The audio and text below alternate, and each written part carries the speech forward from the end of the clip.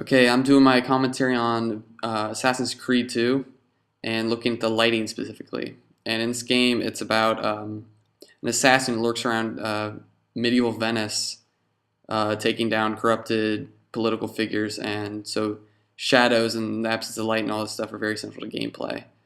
Scene set at night, so it should be dark, but see there's still shadows everywhere, adding for details and stuff like that. Shadows often symbolize the unknown, and the unknown is a big cause of stress for most people. Um, Shows details too in the architecture in people's faces, but here the scene becomes more well lit, and the sense of tension is kind of relieved a little bit because the happy scene and people dancing and fireworks and stuff like that. Let's see. See, you can tell the guy right there with the white mask. He's the bad guy because he's all in black. And the evil look on his face is what's illuminated. But here's this guy, and we're focusing on him right now, and he progressively gets more and more well lit. And it's really peculiar right here because this is the most light that you find in the scene, and he's round faces, so he shouldn't be a threat. But then he looks back down, and this happens.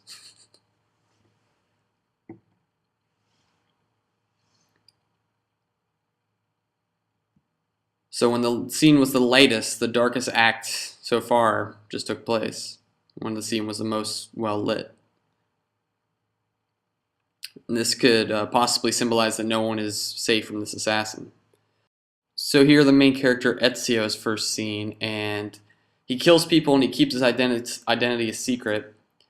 But he wears white and the shadow doesn't cover his whole face, so you know he's a good guy.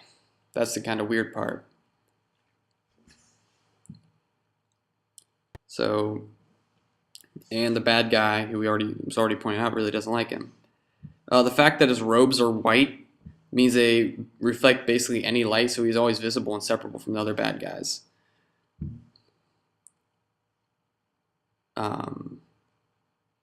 See, here's another. He's always shot in the light too. There's a strong connection between him and being connected with light. See, the black guy runs through the dark, but then here again you see Ezio and he's more lit than the bad guy. So putting a assassin in a white robe that makes him stand out very opposite of the bad guys is definitely symbolic of something. In this scene, I think it kind of particularly shows him and the city both being well lit, symbolizing perhaps that he is really the savior of the city, and that's what he's here to do. And see, the villain goes in the dark, and Ezio shows up right up there in the light. And see, he goes through the light, but only then he goes back into the dark for some reason, because he knows the light and this is the good, and that's where Ezio is always at. So then he comes out here into the light, and he thinks that he's safe because he's got all these guys with him. He's got his whole battalion, and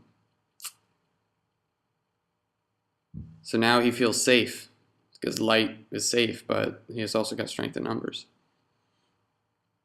He's usually safe, yeah. But then there Ezio is again showing up and well lit. What's cool is they're kind of separated by the darkness too. This dark chamber right here, and they're both staying on opposite sides in the light. So the shadows, stay out of the shadows because he assumes if he stays out, he's back there with his guys in the light, he's safe. But then he should have known better.